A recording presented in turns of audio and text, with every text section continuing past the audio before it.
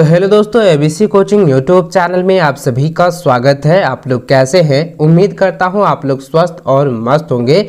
बच्चों, आज की इस वीडियो में क्लास 12 सब्जेक्ट बायोलॉजी यानी जीव विज्ञान के most important VBI objective question और वेरी शॉर्ट टाइप के आंसर्स देखने वाले हैं, जो कि आप सभी के लिए बहुत ही महत्वपूर्ण है। तो सभी विद्यार्थी इस वीडियो को शुरू से लेकर अंत तक जरूर देखेंगे। इस वीडियो में जितने भी आपके ऑब्जेक्टिव टाइप के क्वेश्चन आंसर देने वाला हूँ, बताने वाला हूँ, और साथ ही दोस्तों वेरी शॉर्ट टाइप के आंसर यानी कि अति लघु उत्तरीय प्रश्नों के जो है सवालों के जवाब मैं आपको बताने वाला हूं। तो उन सभी क्वेश्चन आंसर को अपने कॉपी में जो है नोट कर लीजिएगा और एग्जाम से पहले आप लोगों को हर हाल में इसे रट लीजिएगा, क्योंकि इसी में से आपकी बोर्ड की परीक्षा में पूछे जाएंगे। तो सभी विद्यार्थी अंत तक बने रहे।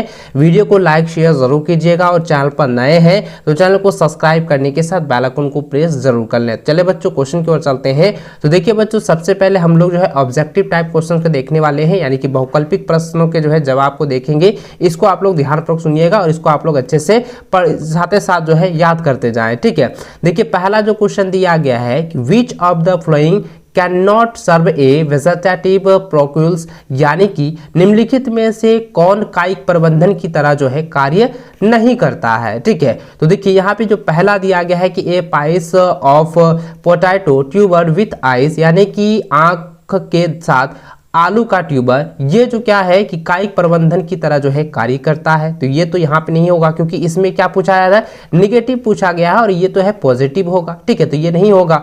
दूसरा दिया गया है कि a middle price of the sugar cane internode, तो ये भी क्या है, ये जो है देखिए ये जो है कायिक प्रबंधन की तरह कार्य करता है। ये कायिक प्रबंधन की तरह जो है कार्य नहीं करता है। शुगर कैन का जो मिडिल पेस होता है, गन्ने का जो मध्य भाग होता है ना, जो आपने देखा होगा गन्ने का जो मध्य भाग होता है वो कायिक प्रबंधन की तरह कार्य नहीं करता है। तो ऑप्शन नंबर जो है बी इसका जो है राइट आंसर होगा। लेकिन अगला ऑप्शन की तरह देखें तो यहाँ पे दिया गया है ए पाइस ऑफ द गैंगस हाइजोन्स, यानी कि अदरक प्रकंद का खंड, ये भी क्या है कि कायिक प्रबंधन की तरह जो है कार्य करता है।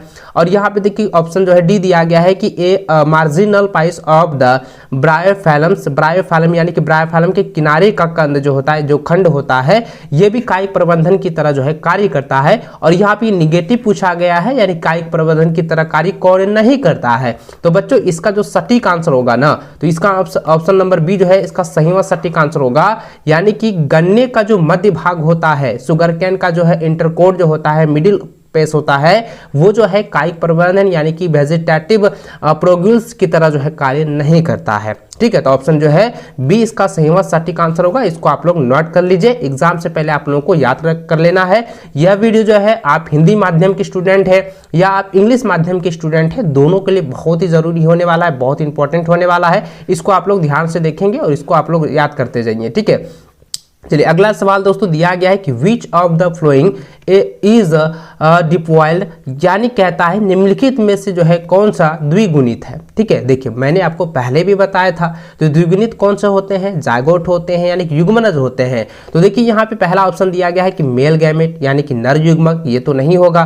दूसरा दिया है कि फेल गैमेट, ये भी नहीं होगा। और दिया है एग सेल यानी कि अंड कोशिका, ये भी नहीं होगा। लेकिन दोस्तों मैं आपको बता दूं कि ये जायगोट जो होते हैं ये क्या होते हैं, द्विगुणित होते हैं, यानी कि युग्मनज जो होते हैं द्विगुणित होते हैं। इसलिए ऑप्शन नंबर जो है सी इसका सही व सटीक आंसर होगा, यही इसका आंसर हो जाएगा। ठीक है, चलिए आगे बढ़ते हैं। अगला सवाल दिया गया है कि the flower in which both male and female part are present is called as, यानी कहता है वह पुष्प जिसमें नर एवं मादा दोनों भाग जो है पाए जाते हैं कहलाते हैं। वो कौन क्या कहलाते हैं?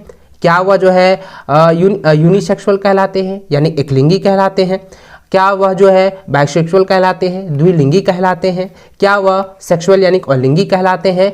या वह इनमें से कोई नहीं यानी नन ऑफ दिस, क्या इनमें से कोई नहीं है? तो बच्चों मैंने पहले भी आपको बताया था कि अगर किसी भी पुष्प के बारे में कहे और नर एवं मादा दोनों भाग जो है एक ही पुष्प में पाया जाता है, तो वह क्या होता है, वह द्विलिंगी होता है यानी कि बाइसेक्सुअल होता है। तो ऑप्शन नंबर जो बी है इसका सही व सटीक आंसर होगा बाइसेक्सुअल। ठीक है, option B is the right answer.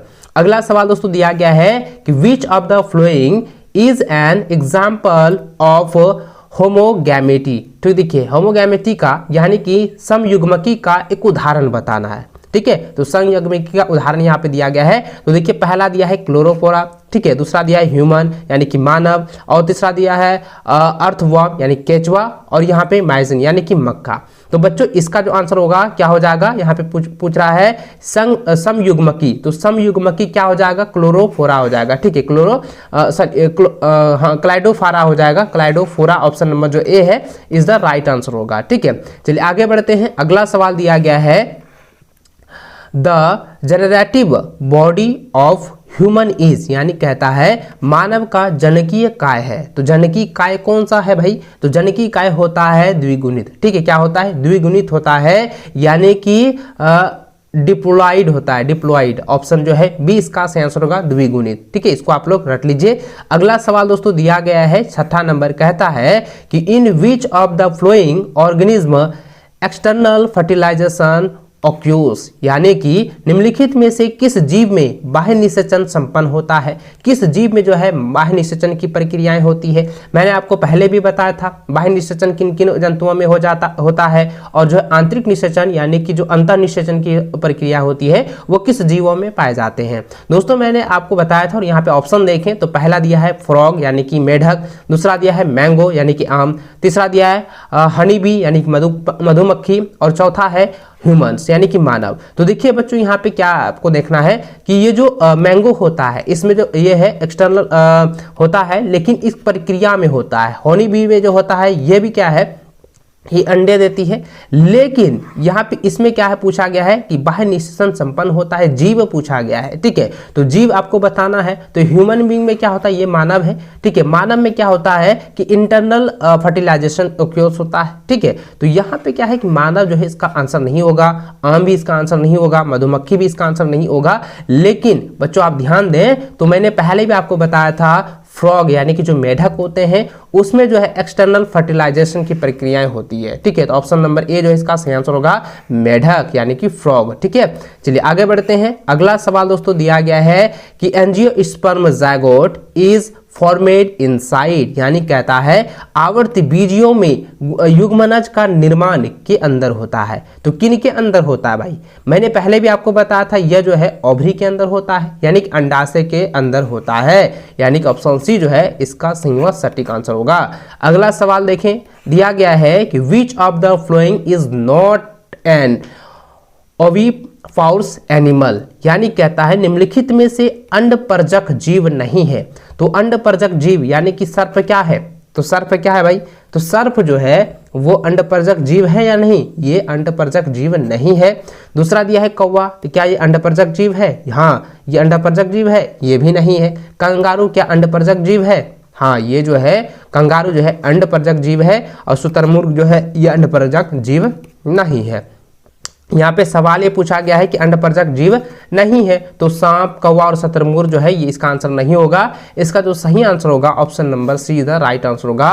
Kangaroo जो है ये एक अंडपरजक जीव नहीं है, ठीक है, यानी सर्प, कौवा और शुतुरमुर्ग ये सभी जो है अंडपरजक जीव है, ठीक है। चलिए आगे बढ़ते हैं अगला सवाल की ओर। अगला सवाल दिया गया है the animal in which zygote develops inside the female body are called as, यानी कहता है कि वैसे जंतु जिनके युग्मनज मादा के शरीर के अंदर विकसित होते हैं कहलाते हैं। तो बहुत इंपॉर्टेंट सवाल है, रिपीटेड सवाल ये पूछा गया है।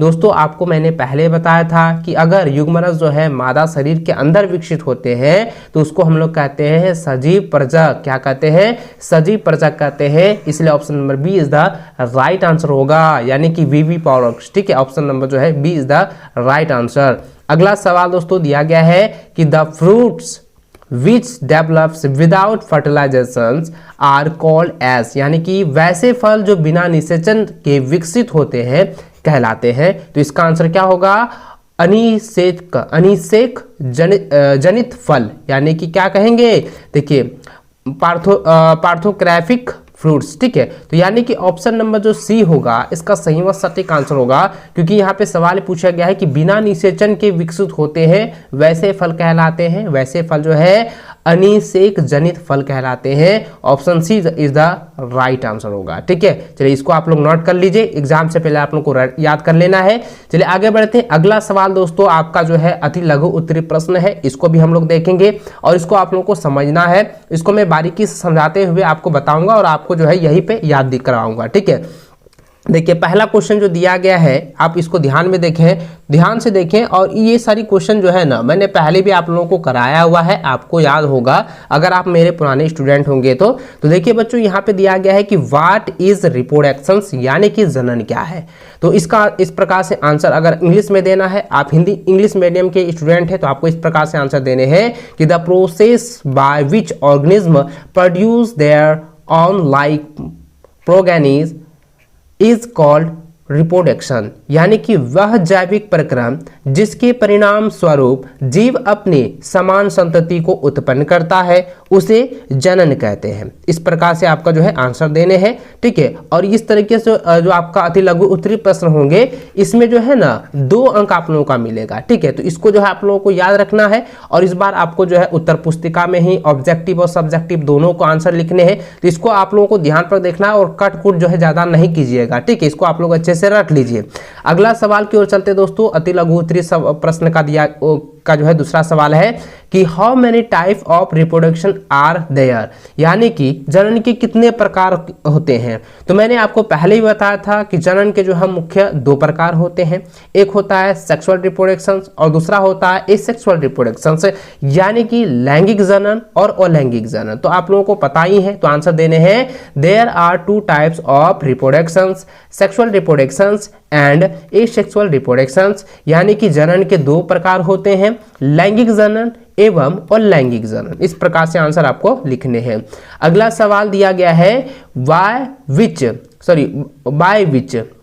अगला सवाल तीसरा नंबर है कि by which method asexual reproductions take place in yeast, यानी कि यीस्ट में अलैंगिक जनन किस विधि के द्वारा होता है। देखिए दोस्तों मैंने आपको जो है एक चित्र के माध्यम से भी बताया हुआ था सब्जेक्टिव में ही कि मुकुलन विधि के द्वारा जो है यीस्ट में अलैंगिक जनन की प्रक्रियाएं होती है। तो आपको आंसर इस प्रकार देने हैं कि in yeast asexual reproductions take place by budding, यानी कि दोस्तों जो है ये मुकुलन विधि के द्वारा होता है। तो हिंदी में लिखना है कि यीस्ट में अलैंगिक जनन मुकुलन विधि के द्वारा होता है। ठीक है, इस प्रकार से आपको आंसर लिखने हैं। चलिए अगला सवाल दिया गया है कि why is reproductions essential in organism, यानी कि जीवों के लिए जनन क्यों अनिवार्य होता है। तो दोस्तों मैंने आपको जो है एक छोटी सी लैंग्वेज में आपको मैंने बताया था, छोटी सी परिभाषा मैंने बताया था कि जीवों में जनन इसलिए आवश्यक होता है कि वह जो अपनी संतति को जो है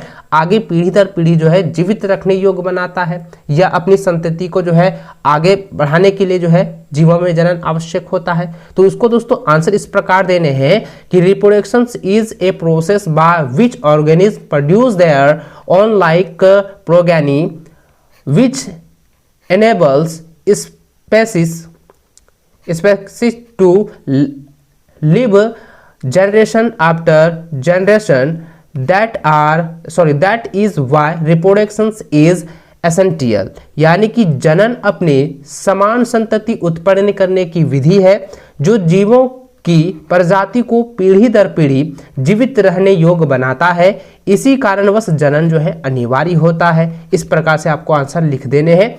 अगला सवाल दोस्तों दिया गया है कि which method of reproduction is better and why, यानी कहता है कि जनन की कौन सी विधि अधिक उपयुक्त है और क्यों उपयुक्त है। तो आंसर देने हैं कि sexual method of reproduction is better, यानी कि जो लैंगिक विधि है ये सबसे अधिक उपयुक्त होती है, क्योंकि because in this method organism produce their progeny with variations which is essential for the adaptation, यानी कि जनन की लैंगिक विधि अधिक उपयुक्त है क्योंकि इस विधि के द्वारा जीव अपने समान संतति को उत्पन्न करता है, किंतु संतति में विविधताएं पाई जाती है जो आकुलन के लिए यानी अनुकूलन के लिए जो है आवश्यक होती है। इसलिए दोस्तों जनन की लैंगिक विधि जो है सबसे उपयुक्त होती है। ठीक है, तो यानी कि ऑप्शन नंबर, इसका ऑप्शन तो नहीं है, लेकिन मैं आपको बता दूं, आपको एक और सवाल जो है इसी से रिलेटेड दिया जाता है कि लैंगिक जनन जो है, जो लैंगिक विधि की प्रक्रिया या लैंगिक जनन और लैंगिक जनन से अधिक उपयुक्त माना जाता है, क्यों? तो फिर भी आपको जो है इसी प्रकार से जो है आंसर आपको लिख देने हैं, आपको आंसर में जो है सही जो है मार्क्स आपको मिल जाएंगे। ठीक है, चलिए अगला सवाल की ओर चलते हैं। अगला सवाल दिया गया है कि व्हाट इज ए क्लोन, यानी कि क्लोन किसे कहते हैं? तो आंसर आपको देने हैं कि the organism which are produced by the sexual reproductions and are morphologically and genetically identical to their parents are called as clone। यानी अलैंगिक जनन द्वारा उत्पन्न संतति जो आकारिकी तथा आनुवांशिक रूप से अपने जनक के समान होते हैं, अपने पेरेंट्स के समान होते हैं, अपने पैतृक के समान होते हैं, उसे जो है क्लोन कहते हैं, यानी कि क्लोन कहलाते हैं। इस प्रकार से जो है आप आंसर लिखेंगे। ठीक है, आगे बढ़ते हैं। अगला सवाल दिया गया है कि व्हाट इज सेक्सुअल रिप्रोडक्शंस, यानी कि लैंगिक जनन किसे कहते हैं? और मैंने बताया है कि अलैंगिक जनन जो है लैंगिक जनन की अपेक्षा जो है काफी नुकसानदेह होती है, और लैंगिक जनन और लैंगिक जनन की कंपेयर में ये काफी उपयुक्त होता है, यानी कि सेक्सुअल रिप्रोडक्शन जो है एसेक्सुअल रिप्रोडक्शन से काफी ज्यादा हेल्पफुल होता है, उपयोगी साबित होता है। ठीक है, चलिए आगे यहाँ पे क्वेश्चन की ओर चलते हैं और इसका आंसर मैं आपको बताऊं तो इसका आंसर इस प्रकार आपको देने हैं। The reproductions in which male and female gametes are produced by same और डिफरेंट इंडिविजुअल्स एंड फजन्स, यानी कि fertilization of male and female gametes produce zygote is called sexual reproduction. यानी कि वह जनन जिसके अंतर्गत एक सदृश जीव अथवा विपरीत लिंग वाले भिन्न जीवों द्वारा नर तथा मादा युग्मक का निर्माण होता है एवं नर तथा मादा युग्मक के संलयन के फलस्वरूप युग्मनज यानी कि जायगोट का निर्माण होता है, उसे लैंगिक जनन कहते हैं। ठीक है, उसे क्या कहते हैं? लैंगिक जनन कहते हैं। ठीक है, चलिए आगे बढ़ते हैं। अगला सवाल दोस्तों दिया गया है कि व्हाट इज वेजिटेटिव प्रोपेगेशंस। ये काफी बार एग्जाम में पूछा गया है कि कायिक प्रवर्धन किसे कहते हैं। इसको आप लोग रट लीजिएगा, ठीक है, क्योंकि आपको जो है एग्जाम में देखने को मिलेगा, और ये जो है 2 नंबरिया में आप लोगों को जो है आपको मिलेगा, और ये 2 अंक आप लोगों को दिलाएंगे। ठीक है, तो इसको आप लोग याद करना है। तो चलिए इसके आंसर की ओर चलते हैं। तो देखिए इसका आंसर इस प्रकार देना है कि इन प्लांट यानी कि पादपों में part of the plant body such as root stem and leaves are capable of producing new progeny। This process of producing new progeny is called as vegetative propagations, यानी कि propagations यानी कि कायिक प्रवर्धन कहलाते हैं। तो हिंदी में आपको देना है कि पादपों में पादप काय के भाग जैसे जड़, तना अथवा पत्ते नई संतति उत्पन्न करने में सक्षम होते हैं। संतति उत्पन्न करने की इस विधि को कायिक प्रवर्धन कहते हैं, यानी कि वेजिटेटिव प्रोपेगेशंस कहलाते हैं। ठीक है, इसको आप लोग जो है रट लीजिएगा, एग्जाम में इस बार आने वाले हैं। ठीक है, आगे बढ़ते हैं। अगला सवाल दोस्तों दिया गया है कि what is vegetative propagule give explain, यानी कि कायिक प्रवर्धन किसे कहते हैं? उदाहरण देना है, उदाहरण के साथ आपको बताना है। तो आपको आंसर देना है कि all those structure in a plant body who are capable of producing new progeny are called as vegetative propagules. यानी एग्जाम्पल में आपको देना है कि ट्यूबर यानी कि जो है जो ऊपरी भूआस्तरी होते हैं, ठीक है, यानी कि जो प्रकंद होते हैं, शकरकंद होते हैं, वे सभी क्या होते हैं? वो कायिक प्रवर्धन कहलाते हैं। ठीक है, यानी उसके अंतर्गत आते हैं। तो हिंदी में आपको आंसर इस प्रकार देने हैं कि पादप काय की वे सभी रचनाएं जो नई संतति को उत्पन्न करने का सामर्थ्य रखती हैं कायिक प्रवर्धन कहलाती हैं।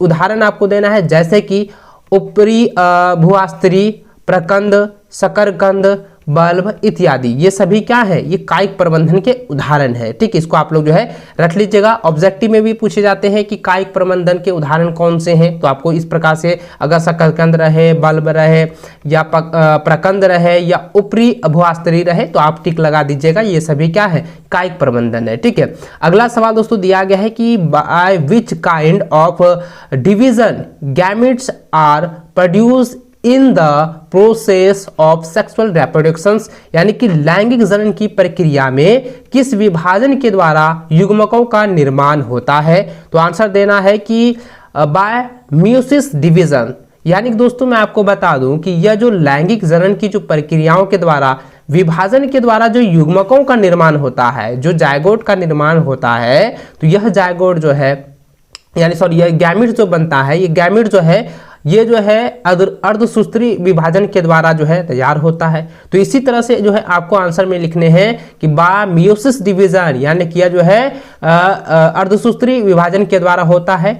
Gametes are produce in the process of sexual reproduction, यानी कि लैंगिक जनन की प्रक्रिया में अर्धसूत्री विभाजन के द्वारा युग्मकों का निर्माण होता है। तो इस प्रकार से दोस्तों आपको जो है आंसर लिख देने हैं। ठीक है, चलिए दोस्तों आगे जो है मैं आपको इसी का जो है आपका लघु उत्तरी प्रश्न और दीर्घ उत्तरी प्रश्नों के भी सवालों के जवाब मैं आपको बताऊंगा, जो कि आपका भी सभी के लिए इंपॉर्टेंट है। तो उसको भी मैं आपको नेक्स्ट वीडियो में आपको बताने वाला हूं।